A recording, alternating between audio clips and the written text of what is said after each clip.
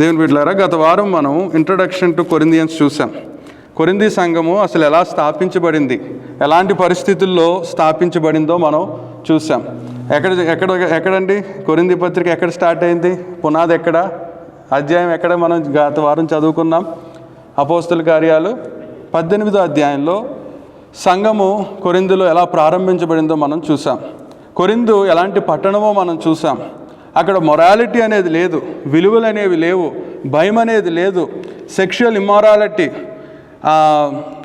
ఎక్కువగా ఉన్న ఊరు, క్రీడలంటే పిచ్చి, ఆటలంటే పిచ్చి, అలాగే సినిమా థియేటర్స్ పెర్ఫార్మెన్స్లు అంటే పిచ్చి, అలాగే ఆర్టిస్టులు అంటే పిచ్చి, ఈ లోకపు పిచ్చి అంతా కొరింథీలో ఉంది. అలాంటి పట్టణంలో దేవుడు తన దాసులు 3 దేవుని బిడ్డల్ని పంపించాడు. ఎవరిని? పౌలును, అకులాను, ప్రిసిల్లాను. 3 godly people in a sinful city. పాపపు పట్టణములో 3 దేవుని బిడ్డలు. ఆ 3 దేవుని బిడ్డల ద్వారా వీళ్ళు మారరు, వీళ్ళకి విలువలు లేవు, వీళ్ళు వ్యభిచారులు, వీళ్ళు మోరల్స్ లేవు, ఎథిక్స్ లేవు అనుకున్న మనుషులు వీరి జీవితాన్ని, వీరి దగ్గర ఉన్న సువార్తను చూసి ఎంతోమంది, ఎన్నో కుటుంబాలు ప్రభువును నమ్ముకొని మరి విశ్వాసులుగా మారి బాప్తీసం తీసుకొని అక్కడ ఒక సంఘము ప్రారంభించబడడం మనం ఈ కొరింథీ సంఘం గురించి మనం విన్నాం. అయితే తర్వాత కొరింథీ నుంచి పౌలు గారు ఎఫెసీకి వెళ్తాడు. ఎఫెసీకి వెళ్ళాక ఈయనకి కొన్ని కంప్లైంట్స్ వచ్చాయి. ఈయనకి కొన్ని ఈ సంఘం మీద కంప్లైంట్స్ ఇచ్చారు. అప్పుడు ఆయన ఈ పత్రిక ఎఫెసు నుండి రాశాడు. 2వ కొరింథీ పత్రిక మళ్ళీ వేరే చోట నుండి రాశాడు. కానీ మొదటి కొరింథీ పత్రిక ఎఫెసు నుండి ఆయన స్థాపించిన సంఘానికి లెటర్ రాస్తూ ఉన్నాడు. వాళ్ళు కొన్ని క్వశ్చన్స్ వేశారు, అట్ ద సేమ్ టైం ఆయన కొన్ని ప్రశ్నలు అడిగారు. అప్పుడు పౌలు గారు దేవుని సన్నిధిలో కూర్చొని ఆయన రాసిన అమూల్యమైన పత్రిక ఈ మొదటి కొరింథీలకు రాసిన పత్రిక. అయితే ఈ పత్రిక నేను మొదటి అధ్యాయం చదివి చాలా రాసుకున్నాక నిన్న ఒక సందర్భం జరిగి మళ్ళీ నిన్న రాత్రి కూర్చొని మళ్ళీ ప్రసంగం అంతా మారిపోయింది నాది. కాబట్టి అంత మెచ్యూర్డ్గా లేదంటే అంత లోతుగా లేదంటే నన్ను క్షమించండి. కానీ ప్రభు ఇచ్చిన తలంపులు నేను మీతో పంచుకుందామని అనుకుంటున్నాను. ఎందుకంటే కొన్నిసార్లు మనకి ఎవరన్నా మన పిల్లల గురించి తప్పుగా చెప్పినా, మన పిల్లల గురించి కంప్లైంట్స్ ఇచ్చినా మనకు ఎలా ఉంటుందండి? తట్టుకోగలమా తల్లిదండ్రులుగా?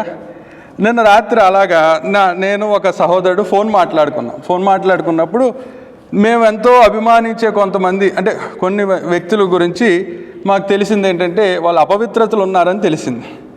ఆ మాటలు మాట్లాడుతున్నప్పుడే కడుపులో నుంచి అదొక కైండ్ ఆఫ్ ఫీలింగ్. అంటే మనం ఎంతో ఎక్స్పెక్ట్ చేసాం, ఎంతో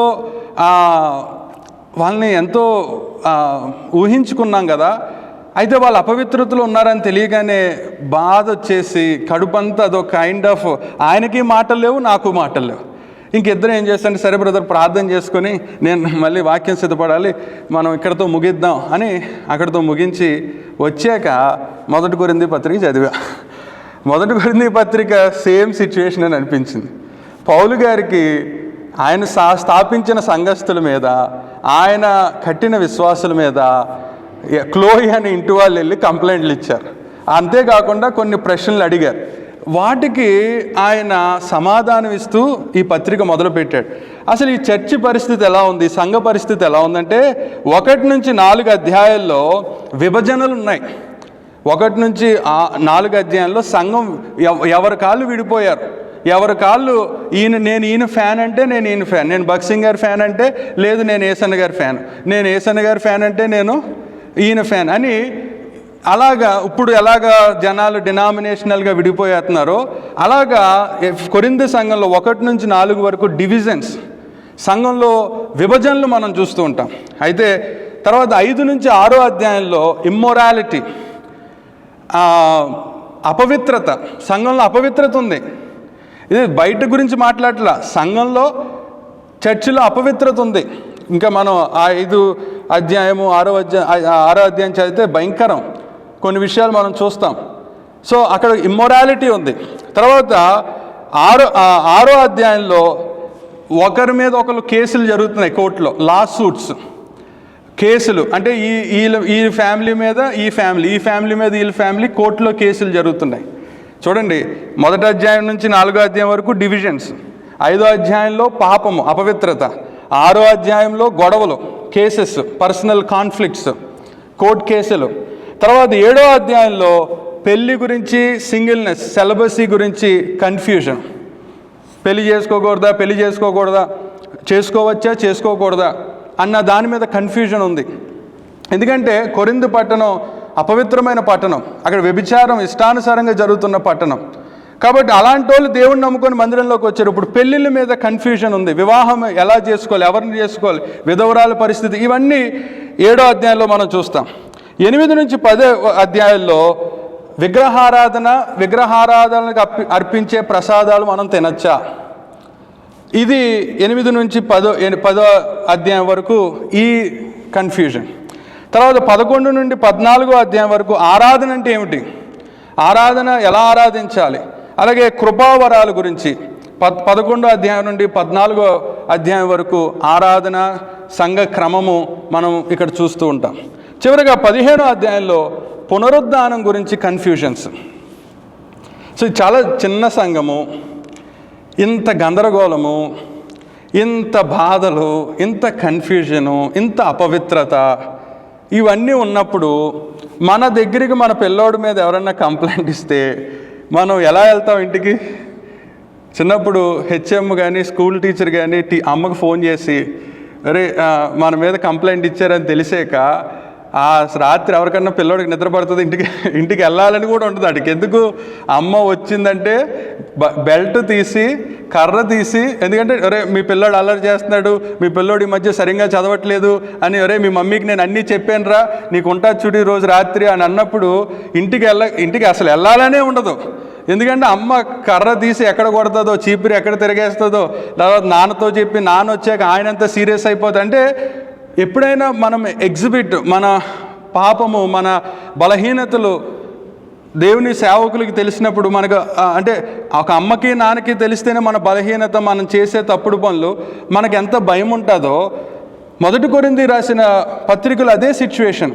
వీళ్ళకి ఇన్ని గందరగోళాలు ఉన్నాయి చర్చిలో, ఒకలంటే ఒకరికి పడదు, ఇమ్మొరాలిటీ, అలాగే ఐడలేటరీ, ఇంకా విగ్రహారాధన, చర్చిలో విగ్రహారాధిక సంబంధమైన విషయాలు ఇంకా చర్చిలో జరుగుతూ ఉన్నాయి.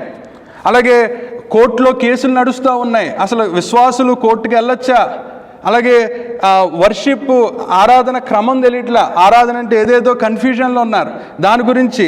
అలాగే పునరుద్ధానం, అసలు క్రైస్తవ్యానికి ఫౌండేషన్ పునరుద్ధానం, ఆ రిజరక్షన్ మీద కూడా వీళ్ళకి గందరగోళమైన అభిప్రాయాలు ఉన్నాయి. ఇప్పుడు ఎలా రాస్తాం? ఇప్పుడు మనం పౌలు గారి స్థానంలో ఉంటే మనకి ఇలా కంప్లైంట్ వచ్చింది, ఇప్పుడు మనం ఎలా ప్రవర్తిస్తాం? 1వ అధ్యాయం పెన్ను పెట్టగానే బుద్ధి ఉందా మీకు, అసలు మేనస్ ఉందా మీకు, అంటే కోపము, ఉద్రేకం వచ్చేస్తూ ఉంటుంది. కానీ నిన్న రాత్రి అంటే నేను ఆ సందర్భము ఇవన్నీ చూసినప్పుడు 1వ అధ్యాయం చదివినప్పుడు అక్కడ దేవుణ్ణి తీసుకొస్తూ ఉన్నాడు. 1వ అధ్యాయం ప్రారంభించడం దేవుడితో ప్రారంభించాడు, 1వ అధ్యాయం ముగించడం దేవునితో ముగించాడు. నేను కంప్లైంట్స్ని ఎక్కువ ఫోకస్ చేయను, కానీ పౌలు ఇలాంటి పరిస్థితుల్లో, ఇలాంటి గందరగోళమైన పరిస్థితుల్లో దేవుడు దేవుడు దేవుడు దేవుడు అని చెప్తూ ఉన్నాడు. నిజంగా అండి, ఈ అధ్యాయం చదువుతున్నప్పుడు మన దేవుడు ఎంత శ్రేష్ఠుడో, మన దేవుడు ఎంత మంచోడో, మన దేవుడు ఎంత గొప్పోడో అర్థమవుతుంది. మనం తప్పు చేస్తే ఆఫీసులో, అంటే దేవుని సంఘానికి బయట ఉన్న ఆర్గనైజేషన్స్కి తేడా అదే. మనము తప్పు చేసినా, మన దగ్గర మన వర్క్ బాగాలేదని తెలిసినా, మన పెర్ఫార్మెన్స్ బాగాలేదని తెలిసినా దయాదాక్షిణ్యాలు లేకుండా గెంటేస్తారు, ఏ కంపెనీ అయినా సరే. అలాగే నువ్వు కంపెనీలో 50 సంవత్సరాలు 60 సంవత్సరాలు నీ రక్తం ఉంచి నువ్వు కష్టపడిన రిటైర్మెంట్ అయ్యే టైంకి నిన్ను గెంటేస్తారు. అది లోకము, అది లోకపు ఆర్గనైజేషన్స్, కంపెనీస్ అంతే. వాడికి నీ దగ్గర వర్క్ కావాలి, నీ టాలెంట్ కావాలి, అది లేదన్న రోజు నిన్ను గెంటేస్తారు. అక్కడ దయ ఉండదు, కృప ఉండదు.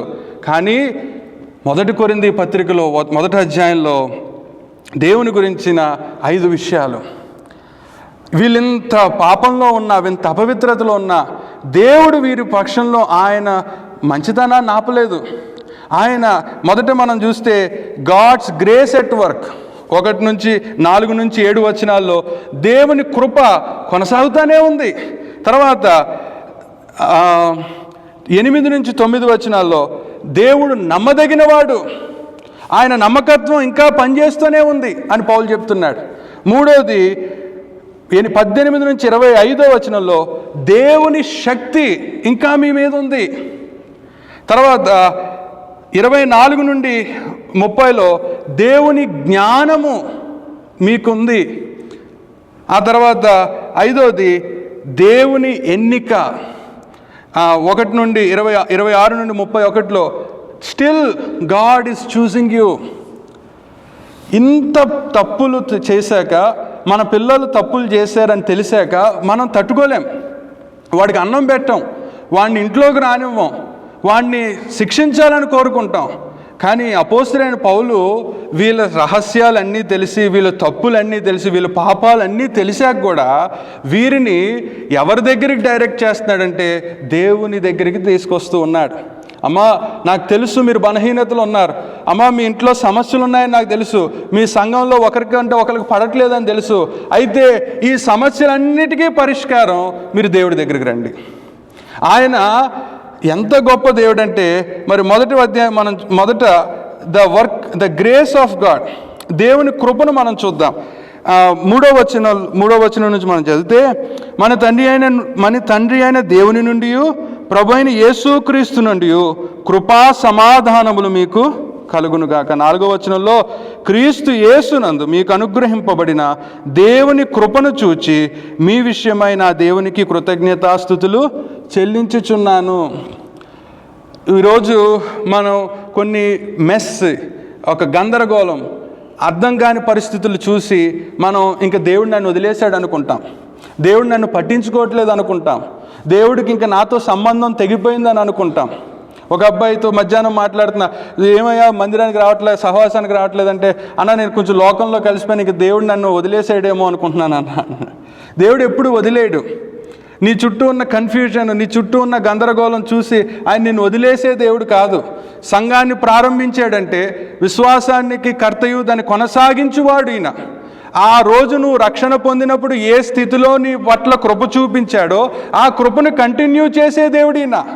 ఆ మాట పౌలు యేసుక్రీస్తునందు మీకు అనుగ్రహింపబడిన దేవుని కృపను చూచి, కృప ఇంకా ఫ్లో అవుతుంది, కృప ఇంకా కొనసాగుతుంది, మీ విషయమైన దేవునికి ఎల్లప్పుడూ నువ్వు కృతజ్ఞతాస్తుతులు చెల్లించుచున్నాను. మీకు ఇది అర్థం అవ్వాలంటే మనము న్యాయాధిపతుల గ్రంథంలో గిద్యోను దేవదూతతో మాట్లాడుతూ ఉంటాడు. అప్పుడు దేవదూత అంటది పరాక్రమవంతుడైన గిద్యోనా అని అంటది. యాక్చువల్గా ఆ సమయానికి గిద్యోను పిరికోడు, దాక్కుంటున్నాడు. అయితే దేవదూత ఎలా పిలిచిందంటే పరాక్రమవంతుడైన గిద్యోను అని పిలుస్తూ ఉంది. అక్కడ నేను అర్థం చేసుకుంది ఏంటంటే, దేవుడు నీ ఫ్యూచర్లో నువ్వేంటో చూసే దేవుడు. ఇప్పుడు మన బలహీనత మనకు తెలుసు, మనం దేవుని దగ్గర రాలేకపోతున్నాం. మన ఇంట్లో గొడవలు, మన ఇంట్లో మనస్పర్ధలు, మన ఇంట్లో వ్యక్తిగతంగా నీ హృదయంలో నీకు కొన్ని డిఫికల్టీస్, పెయిన్ ఇవన్నీ ఉన్నాయి. కానీ ఈరోజు మనం అర్థం చేసుకోవాల్సింది ఏంటంటే, God's grace is still at work. దేవుని కృప ఇంకా పనిచేస్తుంది, దేవుని కృప ఇంకా కొనసాగుతుంది. నువ్వు ఈ గందరగోళం చూసి చర్చిలో గొడవలు అయిపోతున్నాయి, చర్చిలో వీళ్ళంటే వాళ్ళకి పడదు, వాళ్ళంటే వీళ్ళకి పడదు, ఇంకా దేవుడు లేడు, దేవుడు వదిలేశాడు ఈ చర్చిని అని అనుకోకు. ఇది ఒక example. He is still seeing and thanking the lord for the grace, God's grace. మన జీవితంలో మనం అయిపోయింది, ఇక సమస్య, ఇంకా నాకు నా భార్యకి ఇంకా మళ్ళీ మాటలు ఉండవు, నా పిల్లలు ఇంకా మాట వినరు, నా పిల్లలు ఇంకా చేదాటిపోయారు, నా పిల్లలు ఇంకా నాశనం అయిపోయారు అనుకోకండి. Look to the God's grace. ఇక్కడ అసలు ఇలాంటి సంఘానికి ఫస్ట్ దేవుని చిత్తం అని మొదలు పెడతాడు పౌలు. కానీ ఇప్పుడు దేవుడు ఎలా పనిచేస్తున్నాడు ఇలాంటి సంఘంలో, ఇలాంటి గందరగోళమైన సంఘంలో, అపవిత్రత ఉన్న సంఘంలో, మనుషులంటే వీళ్ళంటే వాళ్ళకి పడని సంఘంలో దేవుడు ఇంకా పనిచేస్తున్నాడు అనేదే 1 కొరింథీ పత్రిక 1వ అధ్యాయం చెప్పేది. He is sowing his grace. ఆయన కృప కొనసాగుతుంది. గిద్యోను తను పరాక్రమవంతుడని ఇంకా తెలియదు గిద్యోనికి, తన ప్రస్తుతానికి పిరికోళ్ళలా ఉన్నాడు. కానీ దేవుని దేవదూత పరాక్రమవంతుడైన గిద్యోను అని పిలుస్తూ ఉంది. ఈరోజు నీ జీవితం మనం చాలాసార్లు ఇంక నేను అయిపోయాను, నా స్థితి అయిపోయింది, ఇంక నేను అయిపోయానని కాదు. ఈ సమయంలో పౌలు ఇలాంటి సంఘానికి ఏం గుర్తు చేస్తున్నాడు? దేవుని కృప. దేవుని కృపను ఆయన గుర్తు చేయడం మనం చూస్తూ ఉన్నాం. అంతేకాదు, మనము 10 నుంచి 13 వచనాలు ఒకసారి చదువుదాం. సహోదరులారా, మీరందరూ ఏకభావముతో మాట్లాడవలననియు, మీలో కక్షలు లేక ఏక మనసుతోనూ ఏక తాత్పర్యముతోనూ మీరు సన్నద్ధులై ఉండవలననియు మన ప్రభు అయిన యేసుక్రీస్తు పేరట మిమ్మును వేడుకొనుచున్నాను. నా సహోదరులారా, మీలో కలహములు కలవని మిమ్మల్ని గూర్చి క్లోయో ఇంటి వారి వలన నాకు తెలియవచ్చును. మీలో ఒకడు నేను పౌలు వాడును, ఒకడు నేను అపోలో వాడును, మరి ఒకడు నేను కేఫా వాడును, ఇంకొకడు నేను క్రీస్తు వాడునని చెప్పుకొనుచున్నారని నా తాత్పర్యం. క్రీస్తు విభజించబడి ఉన్నాడా? పౌలు మీ కొరకు సిలువ వేయబడిన పౌలు నామమున మీరు బాప్తీసము పొందితిరా? ఇక్కడ ఇంకొక ఈ అధ్యాయంలో ఒక మెయిన్ ప్రాబ్లం ఏంటంటే డివిజన్. నేను పౌలు గారి తాలూకా, నేను కేఫా తాలూకా, నేను అపోలో తాలూకా, నేను ఇంకా కొంతమంది చాలా తెలివైన వాళ్ళు నేను యేసుక్రీస్తు వాడినని అంటారు. అదంతా కరెక్ట్ కాదు అంటూ ఇక్కడ మళ్ళీ ఏం చెప్తున్నాడంటే, అతను అక్కడ ప్రేయర్ చేస్తున్నాడు, గాడ్స్ యూనిటీ. ఇలా విడిపోయిన మీరు, ఇలా విభజించబడిపోయిన మీరు, ఒకరంటే ఒకరికి పడని మీరు, మళ్ళీ మీరు కలవాలనుకుంటే మళ్ళీ దేవుడు కావాలి. నేను అది ప్రార్థన చేస్తున్నాడు. గాడ్స్ గ్రేస్, దేవుని కృప. రెండవది దేవుని ఐక్యత. ఐక్యత అనేది ఎలా వస్తుంది? అది అన్నదమ్ములు మాట్లాడుకోవట్లా, ఇద్దరు అక్క చెల్లెలు మాట్లాడుకోవట్లా, అత్తగారికి ఇన్లాస్కి మీకు పడట్లేదంటే, అక్కడ ఐక్యత లేదంటే, ఇక్కడ పౌలు మళ్ళీ గుర్తు చేస్తున్నాడు 1 కొరింథీ పత్రికలో ఉన్న విశిష్టత. He is again bringing to the lord. దేవుడి దగ్గరికి తీసుకొచ్చేసాడు. ఇప్పుడు అన్నాడు ఐక్యత కావాలంటే దేవుడి దగ్గరికి రావాలి. దేవుడు కృప, దేవుని ఐక్యత. ఈరోజు వీళ్ళు కలవరండి, ఈ ఫ్యామిలీకి పడదండి, లేదంటే ఈ సంఘానికి పడదండి, ఈ పార్టీకి పడదంటే, ఎస్, లోకంలో పడదు, విడిపోతాం. కానీ కలవాలంటే మళ్ళీ ఎక్కడికి రావాలంటున్నాడు పౌలు. అతను మీరు కౌన్సిలింగ్కి వెళ్ళండి, మీరు ఈ కోర్స్ తీసుకోండి, లేదంటే కాన్ఫ్లిక్ట్ మా ఆర్గనైజేషన్స్లో, మరి మీ కంపెనీస్లో ఎలా ఉంటుందో తెలియదు కానీ కాన్ఫ్లిక్ట్ రెజల్యూషన్ కోర్సులని ఏమండి పెద్ద టాలెంటెడ్ పీపుల్ తీసుకొస్తారు. అవి ఏం పనిచేయవు. కాన్ఫ్లిక్ట్ రిజల్వ్ అవ్వాలంటే, మళ్ళీ ప్రేమ పుట్టాలంటే పౌలు తీసుకొస్తున్న బేసిక్ సొల్యూషన్ ఏంటంటే యూనిటీ. దేవుడు, గాడ్స్ యూనిటీ. దేవుని కృప చూపించాడు. మనం విడిపోయిన వాళ్ళం, భార్యాభర్తలు కానీ, పిల్లలు కానీ, లేదంటే కుటుంబాలు కానీ మళ్ళీ కలవాలంటే దేవుడి దగ్గరికి రావాలి. మూడవది మనం చూస్తే అయితే 8 నుంచి 9 వచనాలు. మన ప్రభు అయిన యేసుక్రీస్తు అను తన కుమారుని సహవాసమునకు మిమ్మును పిలిచిన దేవుడు నమ్మదగినవాడు. మన ప్రభు అయిన యేసుక్రీస్తు దినమందు మీరు నిరపరాధులై ఉండునట్లు అంతము వరకు ఆయన మిమ్మును స్థిరపరుచును.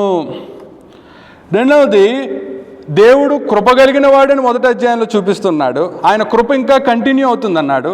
ఐక్యత కావాలంటే గాడ్స్ యూనిటీ, దేవుని ఐక్యత, మనం ఆయన దగ్గరికి రావాలని చెప్పాడు. మూడవది, దేవుడు నమ్మదగిన వాడని చెప్తూ ఉన్నాడు. దేవుడు నమ్మదగినవాడు. మన ప్రభువైన యేసుక్రీస్తు అను తన కుమారుని సహవాసమునకు పిలిచిన దేవుడు నమ్మదగినవాడు. The church may fail but God doesn't. మనం ఫెయిల్ అయిపోతాం, మనం బలహీనులం. ఎన్నోసార్లు ప్రభా ఇంక నేను ఈ తప్పు చేయనని ఎన్నోసార్లు అంటాం, మళ్ళీ వదిలేస్తాం. ఎన్నోసార్లు తీర్మానాలు చేసుకుంటాం, ఎన్నోసార్లు నేను ఇది చేయనని చెప్తాం, కానీ మళ్ళీ మనం పడిపోతూ ఉంటాం. కానీ పౌలు దేవుడు నమ్మదగినవాడు అని సంఘానికి గుర్తు చేస్తున్నాడు. నువ్వు ఆయన చేయి వదిలేసిన ఆయన నిన్ను వదలడు. అక్కడ మనం చూస్తే ఆయన రక్షించినప్పుడే నమ్మకస్తుడు కాదు. నువ్వు మారు మనసు పొంది, రక్షణ పొంది, బాప్తీసం తీసుకొని సంఘంలో చేర్చాక ఇంక అయిపోయిందని దేవుడు వదిలేసి వెళ్ళిపోలేదు. అదే ఇక్కడ పౌలు మనం వచ్చే చాప్టర్స్లో చూస్తూ ఉంటాం. ఆయన నమ్మకత్వం గురించి చెప్తూ ఉంటాడు.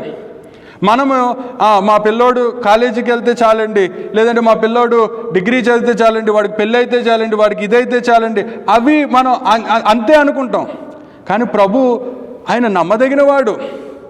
ఆయన ఎంత నమ్మదగినవాడంటే నువ్వు ఆయన వదిలేసి వెళ్ళిపోయినా ఇంకా నీతోనే ఉంటాడు. ఈ గందరగోళంలో ఉన్న సంఘానికి పౌలు గుర్తు చేస్తున్న మూడో విషయం ఏంటంటే దేవుడు నమ్మదగినవాడు. ఆయన నమ్మకత్వం గురించి ఎంత చెప్పినా తక్కువే. ఏమండి, మనకు పేతురు బాగా తెలుసు. ఆయన దేవుడిని 3 సార్లు ఆయన ఎవరో నాకు తెలియదు, ఆయన ఎవరో నాకు తెలియదు, ఆయన ఎవరో నాకు తెలియదు అన్న పేతురు దగ్గరికి ఈయనే వెళ్ళి ఆ రాత్రి ఎంత ప్రేమను చూపించాడు. పిల్లలారా, తినడానికి మీ దగ్గర ఏమన్నా ఉందా అంటే వాళ్ళు ఏమంటారు, మా దగ్గర ఏముందనగానే పేతురు ఆయన ప్రభు అని గుర్తించగానే ఈదుతూ సముద్ర ఒడ్డుకు రాగానే అక్కడ ఆయన ఎంత నమ్మదగిన దేవుడు అంటే నా పిల్లలు ఆకలితో ఉన్నారని ఫస్ట్ భోజనం పెట్టాడు. మన దేవుడికి మన మేనేజర్లకి తేడా అదే. అతను ఈదుకుంటూ ఒడ్డుకు రాగానే అక్కడ అగ్ని పెట్టాడు.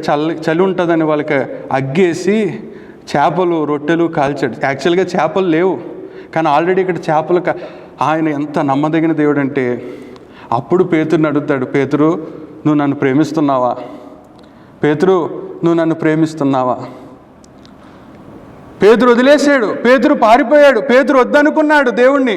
పేతురు జనాలకి యేసు ఎవరో నాకు తెలియదని చెప్పిన పేతురు దగ్గరికి ఈ ప్రభు, పునరుద్ధానుడైన ప్రభు, మరణాన్ని జయించిన ప్రభు, మోసం చేసిన వాడిని నమ్మించి వదిలేసిన పేతురు దగ్గరికి ఆయనే వెళ్ళి, పేతురు మీకు తినడానికి ఏమైనా ఉందమ్మా అని ఆయన రొట్టె కాల్చి ఆ రాత్రి పునరుద్ధానుడైన ప్రభుకి ఏం పనండి, రొట్టె కాల్చి చేపలు కాల్చాలి. ఆయన మరణాన్ని జయించినోడు చేపలు కాల్చాలా, కానీ వాళ్ళకి ఆహారాన్ని సిద్ధపరిచి ముందు కడుపు నిండా అన్నం పెట్టి నా మందను కాస్తారా అని వారికి బాధ్యతనిచ్చాడు.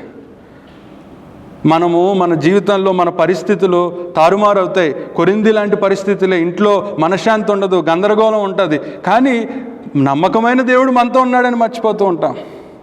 ఈ కన్ఫ్యూజన్ ఎక్కువ చూసి ఆయన నమ్మకత్వాన్ని మర్చిపోతూ ఉంటాం. ఆ మూడో మాట, సహవాసం, మన కుమారుని సహవాసమునకు పిలిచిన దేవుడు నమ్మదగినవాడు.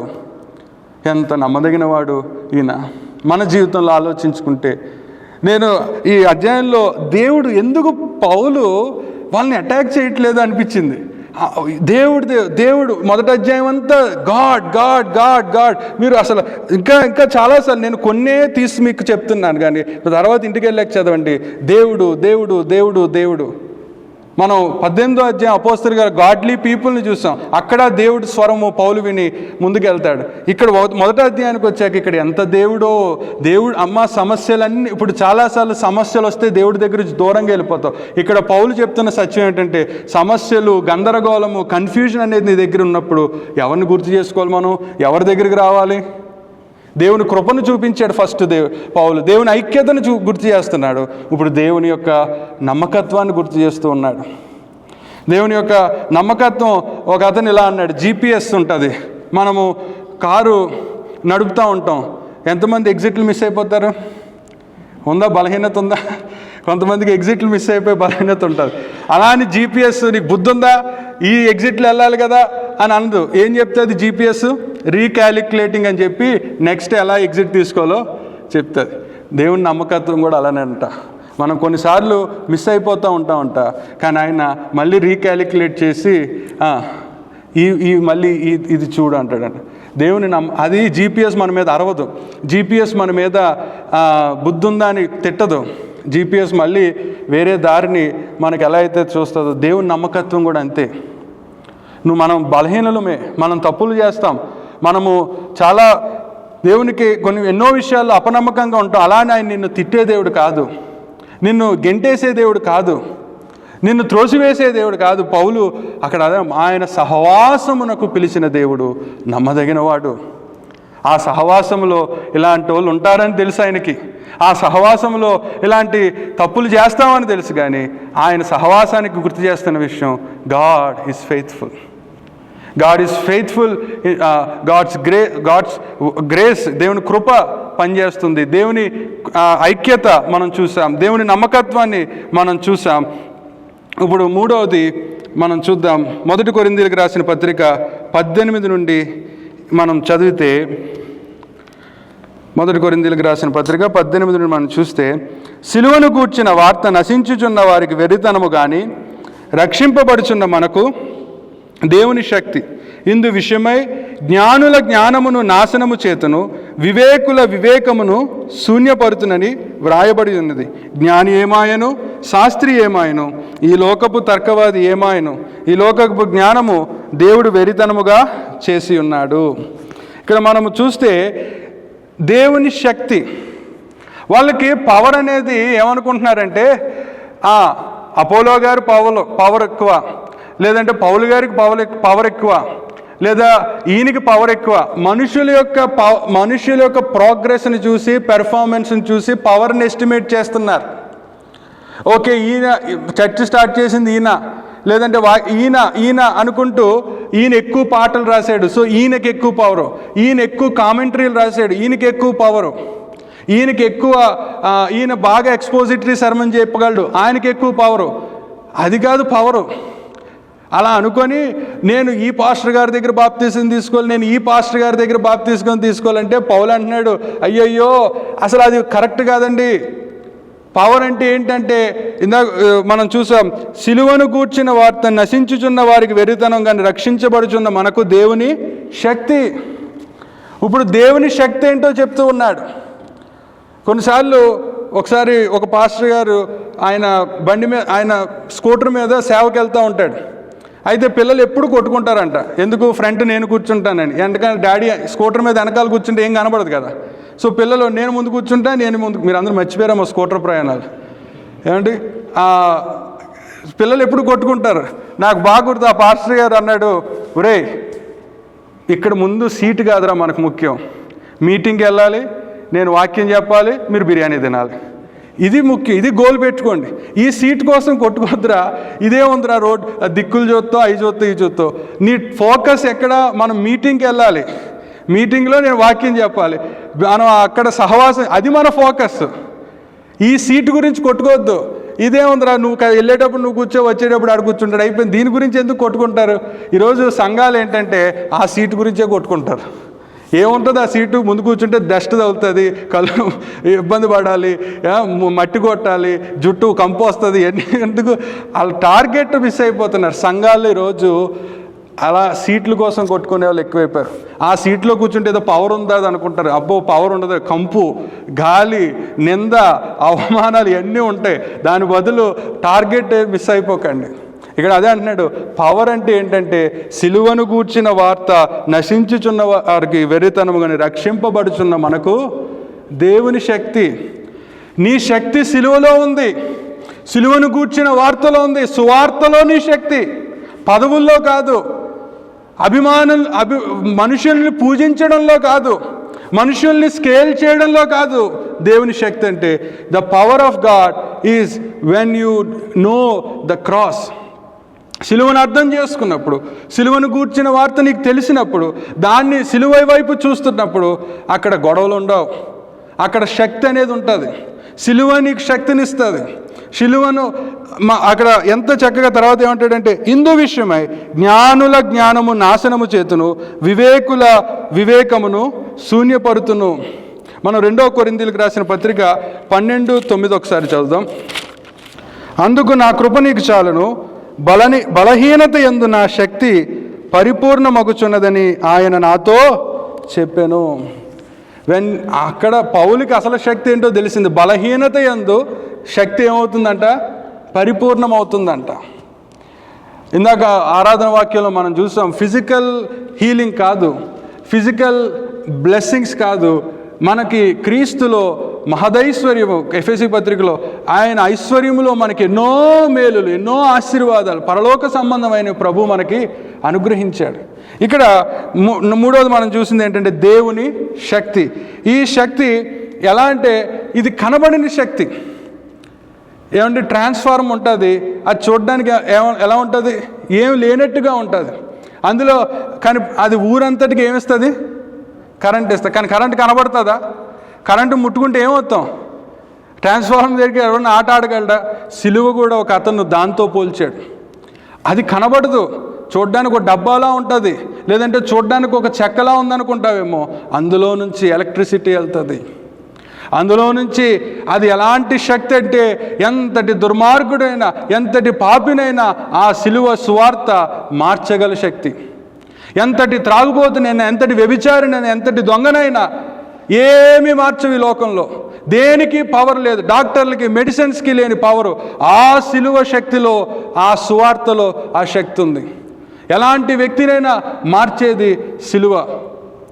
కాబట్టి పౌలు వీళ్ళకి మళ్ళీ గుర్తు చేస్తున్నాడు, మీరు శక్తులు, పవర్ అంటే ఈ లోకపు పవర్లు కాదు. ఈ లోకంలో చైర్స్ కోసం కొట్టుకునే వాళ్ళు, పదవుల కోసం కొట్టుకునే వాళ్ళు ఉంటారు, సంఘాల్లో కొట్టుకుంటారు, ఆర్గనైజేషన్లో కొట్టుకుంటారు, రాజకీయంగా కొట్టుకుంటారు. వీళ్ళు ఒకప్పుడు లోకస్తులు. వీళ్ళు కొరింథ్ అనేది పొలిటికల్ సిటీ, అకాయాకి క్యాపిటల్. గాలియో అనే గొప్ప గొప్ప లీడర్స్ ఉన్న ఆ సిటీ, ఆ సిటీలో ఆ చైర్స్ని చూసి వీళ్ళు మాకు కూడా చైర్ కావాలి, మాకు కూడా పొజిషన్ కావాలని తర్జన భర్జన పడుతున్న సమయంలో పౌలు వారికి గుర్తు చేస్తున్న సత్యం ఏంటంటే, సిలువను గూర్చిన వార్త, దేవుని శక్తి. దేవుని కృపను చూసాం, దేవుని ఐక్యతను చూసాం, దేవుని నమ్మకత్వాన్ని చూసాం. 4వది దేవుని యొక్క శక్తి. దేవుని శక్తిని గుర్తు చేస్తున్నాడు. ఇది మీరు కష్టాల్లో ఉన్నప్పుడు, బాధలో ఉన్నప్పుడు, ఇంకా అయిపోయాను అనుకున్నప్పుడు మనం కూడా గుర్తు చేసుకోవాలి. ఈ విధంగా దేవుని శక్తిని గుర్తు చేసుకుంటున్నామా, దేవుని కృపను గుర్తు చేసుకుంటున్నామా, దేవుని నమ్మకత్వాన్ని గుర్తు చేసుకోవాలి. ఇక 4వది ఐదవది మనం చూద్దాం.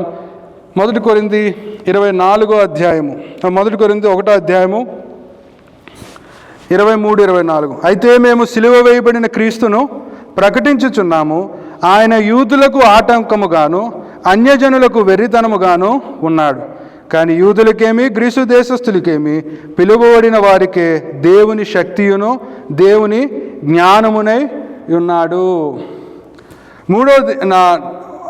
5వది మనం చూసింది ఏంటంటే, ఇక్కడ దేవుని జ్ఞానం అని చెప్తూ ఉన్నాడు. సొలొమోను జ్ఞానాన్ని అడిగాడు, కానీ ఆ జ్ఞానము అతన్ని ఏమైనా కాపాడిందా? ఆ జ్ఞానము, అతను జ్ఞానం అంతా బాగానే ఉన్నాడు, కానీ దేవుని దగ్గర నుంచి దూరం అవ్వగానే ఆ జ్ఞానం ఏం ఉపయోగపడాలి. అందుకే చివరికి ప్రసంగి గ్రంథం రాసి అంతా వ్యర్థం వ్యర్థం వ్యర్థం అంటాడు. The most wisest man and at the end of his life when he gone away from the lord he still everything is vain under the sun అంటున్నాడు.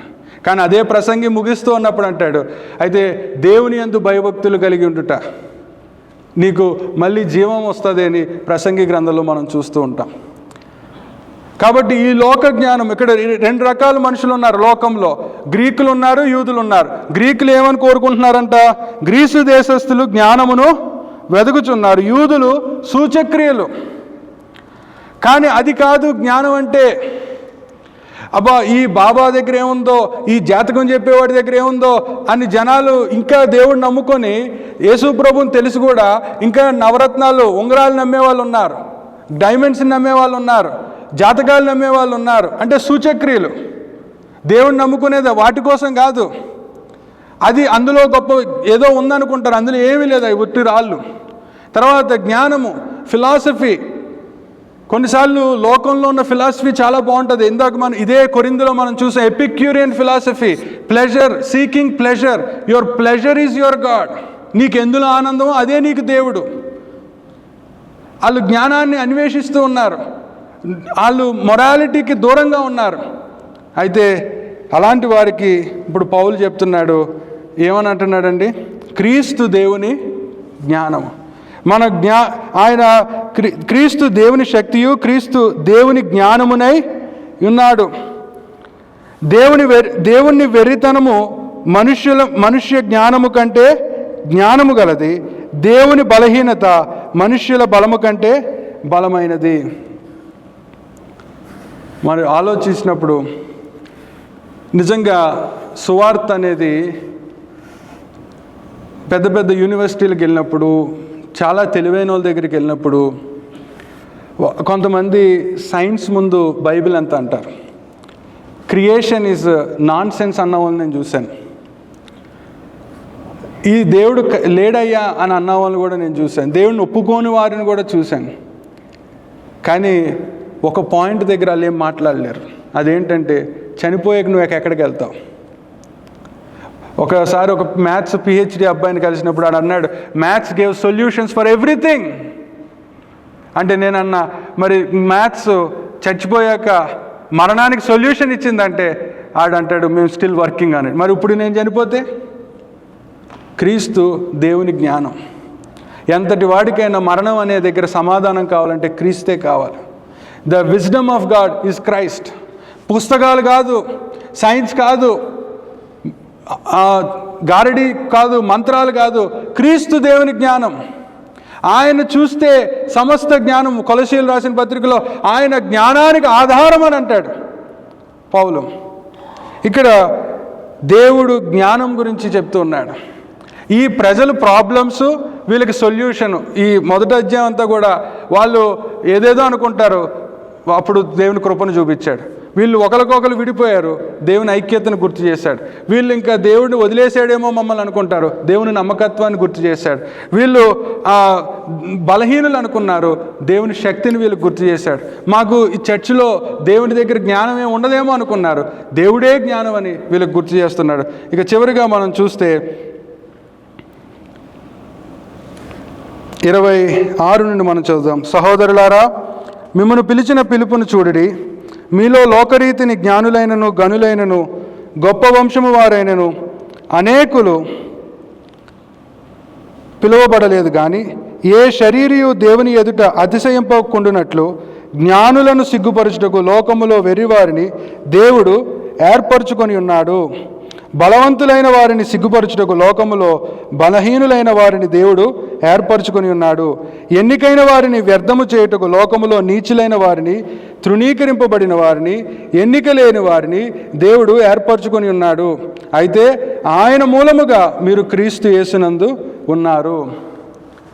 ఫైనల్గా వీళ్ళకి గిల్టీ ఉంటుంది. అపోలో గారు చాలా బాగా వాక్యం చెప్తున్నారు, నేను చెప్పలేకపోతున్నాను. కైఫా గారు బాగా పాట పాడుతున్నారు, నేను పాడలేకపోతున్నాను. ఇంకెవరెవరు ఉన్నారు? పౌలు గారు ఎన్నో సంఘాలు కట్టాడు, నేను కట్టలేకపోతున్నాను. ఇంకా నేను వేస్ట్ ఏమో, నేను పనికిరానేమో దేవుని రాజ్యానికి, నేను ఏం చేయలేకపోతున్నాను, దేవుడికి నేను యూజ్లెస్ ఏమో అని అనుకుంటున్నప్పుడు పౌలు గారు గుర్తు చేస్తున్న ఆఖరి విషయం ఏంటంటే దేవుని ఏర్పాటు. దేవుని ఏర్పాటుని ఆలోచిస్తున్నప్పుడు అనిపించింది, దేవుడు అంట మార్కెట్కి వెళ్ళాడంట. దేవుడు మార్కెట్కి వెళ్తే ఎలాంటివి సెలెక్ట్ చేస్తాడు? నువ్వు నేను మార్కెట్కి వెళ్దాం అనుకుంటా, నువ్వు నేను ఒక సెలక్షన్ కమిటీలో ఉంటే మనం ఏం సెలెక్ట్ చేస్తాం? ఒక సెలక్షన్ కమిటీలో ఉన్నాం, ఒక క్రికెట్ సెలక్షన్ కమిటీలో ఉన్నాం, ఏం సెలెక్ట్ చేస్తాం? బాగా ఆడేవాడిని సెలెక్ట్ చేస్తాం, బాగా బ్యాటింగ్ చేసేవాడిని సెలెక్ట్ చేస్తాం, బాగా బంతి ఇసిరేవాడిని సెలెక్ట్ చేస్తాం, ఆటను బాగా ప్రేమించేవాడిని సెలెక్ట్ చేస్తాం. బలహీనులను సెలెక్ట్ చేస్తామా? ఆటరాని వాడిని సెలెక్ట్ చేస్తామా? కుంటోడిని సెలెక్ట్ చేస్తామా? గుడ్డివాడిని సెలెక్ట్ చేస్తామా? మన ప్రియప్రభు అంట ఆయన సెలక్షన్ టీంలో ఉంటే 27, 29 ఏ శరీరియు దేవుని అతిశయింపకుండానట్లు జ్ఞానులను సిగ్గుపరచుటకు లోకములో ఆయన సెలక్షన్ ఎవరిని? వెర్రివారిని, 10th క్లాస్ ఫెయిల్ అయిపోయినోడిని, ఇంటర్ ఫెయిల్ అయినోడిని, మొద్దోడిని ఆయన సెలెక్ట్ చేసుకుంటాడు. తర్వాత బలవంతులైన వారిని సిగ్గుపరచుటకు లోకములో బలహీనులైన వారిని దేవుడు ఏర్పరచుకున్నాడు. 6 అడుగులు ఉన్నవాడిని బలాఢ్యుని కాదు దేవుడు సెలెక్ట్ చేసుకునేదంట. ఎవరిని సెలెక్ట్ చేసుకుంటాడంట? బలహీనులను, రోగులను, వ్యాధితో ఉన్నవారిని, మెడికేషన్లో ఉన్నవారిని ఆయన సెలెక్ట్ చేసుకుంటాడంట. ఇంకా ఆయన సెలక్షన్ చూడండి, ఎన్నికైన వారిని వ్యర్థము చేయుటకు లోకములో నీచులైన వారిని. ఏమిటి సెలక్షన్? అసలు అర్థం చూడండి. పాల్ ఎలా దేవుణ్ణి వీళ్ళకి, అమ్మా మీరు, నాకు తెలుసు మీరు చాలా గందరగోళంగా ఉన్నారు, మీ సంఘంలో చాలా సమస్యలు ఉన్నాయి, మీ కుటుంబంలో చాలా సమస్యలు ఉన్నాయి, వ్యక్తిగతంగా మీరు చాలా ఇబ్బందుల్లో ఉన్నారు. కానీ ఇలాంటి సమయంలో ఆ దైవజనుడు ఈ సంఘానికి ఎవరిని గుర్తు చేస్తున్నాడు? దేవుణ్ణి గుర్తు చేస్తున్నాడు, దేవుని పనిని గుర్తు చేస్తున్నాడు, ఇక్కడ దేవుని ఏర్పాటును గుర్తు చేస్తున్నాడు. నీచులైన ఎన్నిక లేని వారిని వ్యర్థము చేయుటకు లోకములో నీచులైన వారిని దేవుడు సెలెక్ట్ చేసుకున్నాడు. తృణీకరింపబడిన వారిని, ఎన్నిక లేని వారిని దేవుడు ఏర్పరచుకొని ఉన్నాడు. That is the selection of God. దేవుని ఏర్పాటు ఎలాంటి వారిని సెలెక్ట్ చేసుకున్నాడో చూడండి. అదే నువ్వు నేను మన ఇంట్లోకి ఒక వస్తువు కావాలంటే ద బెస్ట్ చూసుకుంటాం. మన ఇంట్లోకి ఒకరిని భోజనం పిలవాలంటే అన్నీ చూస్తాం, వాడు వెనకాల ఏముందో చూస్తాం. కానీ ఈ మన ప్రభు ఆయన బలహీనులను, నీచులను, వెర్రివారిని, అసహ్యులను ఆయన సెలెక్ట్ చేసుకుంటూ ఉన్నాడు అని చెప్పి, అయితే ఆయన మూలముగా మీరు క్రీస్తు యేసునందు ఉన్నారు. అల్టిమేట్గా పౌలు కంక్లూజన్ ఇస్తున్నాడు మొదటి అధ్యాయంలో. ఆయన మన అమ్మలాగా నాన్నలాగా తిట్టేలేదు, సంఘాన్ని బెదిరించేలేదు, భయపెట్టలేదు. గందరగోళంలో ఉన్నారు, ఇది వాస్తవం, ఇది ప్రతి సంఘంలో జరిగేదే. మనస్పర్ధలు ఉంటాయి, కన్ఫ్యూజన్స్ ఉంటాయి. కానీ అది చూసి దేవుడు లేడని అనుకోవద్దు అని సంఘానికి, అమ్మా దేవుడు ఉన్నాడు, దేవుడు పనిచేస్తున్నాడు, ఆయన కృప ఇంకా మీ పట్ల చూపుతున్నాడు, అందును బట్టి నేను దేవుని కృతజ్ఞతాస్తుతులు చెల్లిస్తున్నాను అన్నాడు. అమ్మా దేవుడు నమ్మదగిన వాడు అంటున్నాడు. అమ్మా దేవుడు ఏమంటున్నాడండి, దేవుడు ఐక్యతను పుట్టించేవాడు అంటున్నాడు. దేవుడు యొక్క శక్తి మీకు ఇంకా వస్తుంది అని అంటున్నాడు. దేవుడు జ్ఞానము, క్రీస్తే దేవుని జ్ఞానం అని అంటున్నాడు. చివరిగా దేవుని ఏర్పాటు గురించి చెప్తూ ఆయన ఆ మాట, అయితే ఆయన మూలముగా మీరు క్రీస్తు యేసునందు ఉన్నారు. మనదంటూ ఏది లేదు ఈ భక్తి జీవితంలో, మనదంటూ ఏది లేదండి. మీరు ఆయన సెలక్షన్ పాత నిబంధనలు కూడా చూస్తే, సమూయేలు రాజుని సెలెక్ట్ చేయడానికి యెషయా ఇంటికి వెళ్ళినప్పుడు, అబ్బా అన్నయ్య పెద్ద అన్నయ్య బాగున్నాడు, రెండోవాడు బాగున్నాడు, ప్రభా ఇతనా, ప్రభా ఇతనా, ప్రభా ఇతనా, ప్రభా వీడు మంచి కండలు ఉన్నాయి, ప్రభా వీడికి మంచి మరి కత్తి సాము ఉంది, వీడికి కర్రసాము తెలుసు, ఇలా ఆలోచిస్తూ ఉంటే దేవుడు సమూయేలుతో అన్నాడు, అబ్బా వాళ్ళు ఎవ్వరూ కాదబ్బా, మరి ఎవరు ప్రభు అంటే యెషయాని అడుగుతారు, ఇంకా ఎవరైనా ఉన్నారా అంటే, వాడు ఉన్నాడండి, వాడు గొర్రెలు కాసుకుంటున్నాడు, ఆడెందుకండి అంటే, మేబీ పిలిపించండి అన్నప్పుడు, ప్రభు నాకు ఈడే కావాలి, ఇతనే నాకు కావాలి. మన జీవితంలో ప్రభు నన్ను మర్చిపోయాడేమో అని అనుకుంటున్నాం. చాలాసార్లు మనము తప్పు చేశాక, లేదంటే ఒక చిన్న పొరపాట్లు చేస్తాం, మిస్టేక్స్ చేస్తాం, బలహీనతలు ఉంటాయి మనకి. ప్రభు నిన్ను మర్చిపోడు, ప్రభు నిన్ను త్రోసివేయడు, ప్రభు నిన్ను అసహించుకోడు. ఆయన అక్కడ ఇంకా నీ దగ్గరే ఉంటాడు. ఆయన నమ్మదగినవాడు, ఆయన కృప చూపేవాడు, ఆయన ఏర్పాటు చేసేవాడు.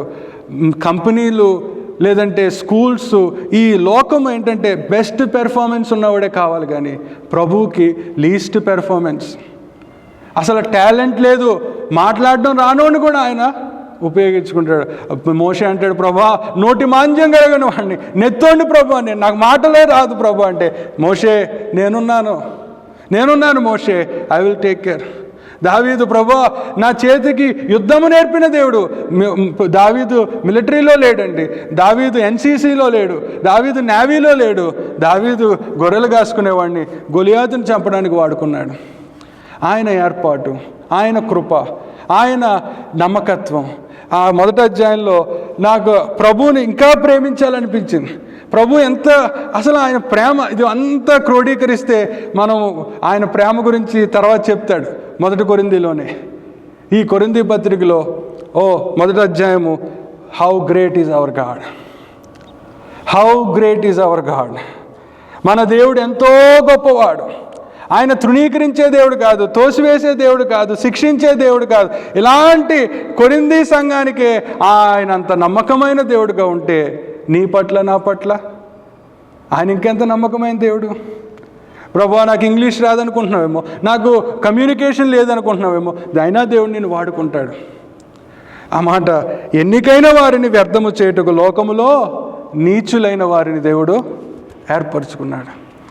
ఈ మనము మన ఆత్మీయ స్థితిలో ఎక్కడ ఆగిపోయాం, మన స్పిరిచువల్ జర్నీలో ఎక్కడ మనము ఇంక నా పని అయిపోయింది అని ఒకవేళ నువ్వు అనుకుంటున్నావేమో, నా ఇంట్లో నా సమస్య ఇంకా తీరదని అనుకుంటున్నావో, నాకు నా అన్నయ్యకి మళ్ళీ మేము మాట్లాడుకోలేమేమో అనుకుంటున్నావేమో, నాకు మా నాన్నగారికి మళ్ళీ సమాధానం రాదనుకుంటున్నావేమో, దేవుడు స్టిల్ వర్కింగ్. అదే 1 కొరింథీ 1వ అధ్యాయం. God is still working. He still wants to talk. He still sowing his grace. He is still showing His faithfulness. He is still giving His power to us. He is still giving His wisdom to us. He is still choosing you. ఇంకా నిన్ను పిలుస్తున్నాడు కానీ He is not neglecting you. పిల్లలు ఈరోజు మనం ఎంత లోకరిస్ట్గా అయిపోయామంటే, వాడు fail అయితే ఇంకా వాడు దేనికి పనికిరాడని వదిలేస్తున్నావు నీ పిల్లల్ని. వాడు పెర్ఫార్మెన్స్ బాగోకపోతే ఇంకా వాడు యూజ్లెస్ అనుకుంటున్నావు. దేవుడు జ్ఞానులను సిగ్గుపరచుటకు లోకములో వెర్రివారిని ఏర్పాటు చేసి. ఎవరండి పేతురు, ఎవరు యోహాను? చేపలు పట్టుకునేవాళ్ళు కాదా? వాళ్ళు నిలబడి వాళ్ళు పరలోకం నుండి దేవుని ఆత్మను దించేశారు. అలాంటి వాళ్ళని ప్రభు వాడుకున్నప్పుడు ఆయన నిన్ను వాడుకుంటాడు. కానీ కావాల్సింది your commitment to the lord. అక్కడ వాళ్ళకి అదే చెప్తున్నాడు. ఆయన శక్తిని చూడు, ఆయన నమ్మకత్వాన్ని చూడు, ఆయన కృపను చూడు, ఆయన యొక్క ఏర్పాటును చూడు. నన్న దేవుడు ఏర్పాటు చేసుకుంది, నిన్న దేవుడు ఏర్పాటు చేసింది. ఆయన మనల్ని ఏర్పాటు చేసుకొని ఫైనల్గా ఇప్పుడు ఏమని చెప్తున్నాడంటే 1 కొరింథీ 1వ అధ్యాయం ఆఖరి వచనంలో 31వ వచనంలో ఎలా కంక్లూజన్ ఇస్తున్నా, అతిశయించువాడు ప్రభువునందే అతిశయింపవలను అని వ్రాయబడి నది నెరవేరునట్లు దేవుని మూలముగా ఆయన మనకు జ్ఞానమును నీతియు పరిశుద్ధతయు విమోచనమాయను. సాల్వేషన్లో ద బ్లెస్సింగ్స్ ఆఫ్ సాల్వేషన్ 4. యేసుక్రీస్తు వల్ల ఈరోజు మనకి ఏమొచ్చింది? జ్ఞానం వచ్చింది. యేసుక్రీస్తు వల్ల ఇందాక ఆరాధనలో మనం చూసాం, అనీతిమంతులమైన మనం ఇప్పుడు నీతిమంతులుగా మార్చబడ్డాం. యేసుక్రీస్తు ద్వారా పాపులమైన మనం ఇప్పుడు మనకేమొచ్చింది? పరిశుద్ధత వచ్చింది. యేసుక్రీస్తు ద్వారా మనం విమోచన గుంపులో ఉన్నాం. ఒకరోజు ప్రభు వచ్చినప్పుడు మనం ఈ శరీరాన్ని విడిచిపెట్టి మహిమా శరీరంలో ఆ విమోచకుణ్ణి ముఖాముఖిగా చూచే భాగ్యం. ఇది కదా మన భాగ్యం, ఇది కదా మన భాగ్యం. అంతేగాని పౌలు వాడిని, నేను అపోలో వాడిని, కేఫా వాడిని అని కొట్టుకోవడం కాదు. మన భాగ్యాన్ని ఆలోచిస్తూ అతిశయించువాడు ప్రభువునందే అతిశయించాలి. ఆ విధంగా ప్రభువుని చూద్దాం, దేవుని జ్ఞాపకం చేసుకుందాం. గందరగోళాలని చుట్టూ ఉన్నా, నీకు అసలు భవిష్యత్తు కనబడకపోతున్నా, ఆ రోజు దేవదూత గిద్యోనుతో, పిరిగివాడైన గిద్యోనుతో, పరాక్రమవంతుడైన దేవుడికి తెలుసు. అప్పటికే భయంతో వణుకుతున్న మోషే దగ్గరికి, మోషే నేను నిన్ను నాయకుడిగా చేస్తాను, నిన్ను బట్టి అనేక మందిని తీసుకొని నేనెవరిని ప్రభు అంటున్నాడు మోషే. కానీ దేవుడు అలాంటి వారిని వాడుకున్నప్పుడు నిన్ను నన్ను కూడా వాడుకుంటాడు. కాకపోతే నీ బలహీనతలు, నీ పరిస్థితులు చూసి అలసిపోకు, ఆగిపోకు. ప్రభువుని చూసి ఆయన ఎంత అతిశయిస్తూ ముందుకు సాగుదాం. ప్రార్థన చేసుకుందాం. ప్రేమగల మా తండ్రి, కృపగల నాయన, ప్రభా, ఈ రాత్రి కొరింథీ పరిస్థితులు మా ఇళ్లలో ఉన్నాయి. అపవిత్రత, గొడవలు, అసమాధానము, మాట్లాడుకోకపోవడం, అనారోగ్యము, అపవిత్రత, వాక్యం పట్ల అవగాహన లేకపోవడం. అయినా సరే ఆ సంఘాన్ని మీరు ప్రేమతో, నా కృప మీకుంది, నా నమ్మకత్వం నేను మీ పట్ల కొనసాగిస్తున్నా, నా శక్తి మీకు ఇస్తున్నాను, నా జ్ఞానాన్ని మీకు ఇస్తున్నాను, మీరు నా ఏర్పాట్లో ఉన్నారు, అమ్మా మీరు తక్కువ కాదు, అమ్మా నేను విడిచిపెట్టలా, అమ్మా నేను నిన్ను వదిలేయలేదు, అమ్మా నేను నిన్ను త్రోసివేయలేదని పౌలు ద్వారా సంఘానికి, మిమ్మల్ని ఆ సంఘానికి గుర్తు చేస్తున్నారు ప్రభు. ఆ సంఘానికే గుర్తు చేయబడ్డావు నాన్న. ఈరోజు ఇక్కడ కూర్చున్న మాలో ఎంతోమంది నీ బిడ్డలు కొరింథీలాగా ఇంకే పరిష్కారం అవ్వదు, ఇది సాల్వ్ అవ్వదు, నా జీవితంలో ఇంకింతే, నేను అంత టాలెంట్ లేదు అని అనుకుంటుంటే ప్రభు, ఈరోజు ఆ బిడ్డల్ని మీ వైపు చూడడానికి సహాయం చేయండి. మీ కృపను జ్ఞాపకం చేసుకునే భాగ్యాన్ని ఇవ్వండి. మీ నమ్మకత్వాన్ని గుర్తు చేసుకునే ఆ మనసు వాళ్ళకి ఇవ్వండి. మీ శక్తి, మీ జ్ఞానము, మీ ఏర్పాటు నాయన. మేము మార్కెట్కి వెళ్తే అయ్యో ద బెస్ట్ కావాలి, మాలాంటి వాళ్ళకే మాకున్న స్థాయిలోనే, మాకున్న డబ్బుల పరిస్థితిని బట్టి మేము ఉన్న దాంట్లో బెస్ట్ కావాలనుకుంటే నాయనా, కానీ నువ్వు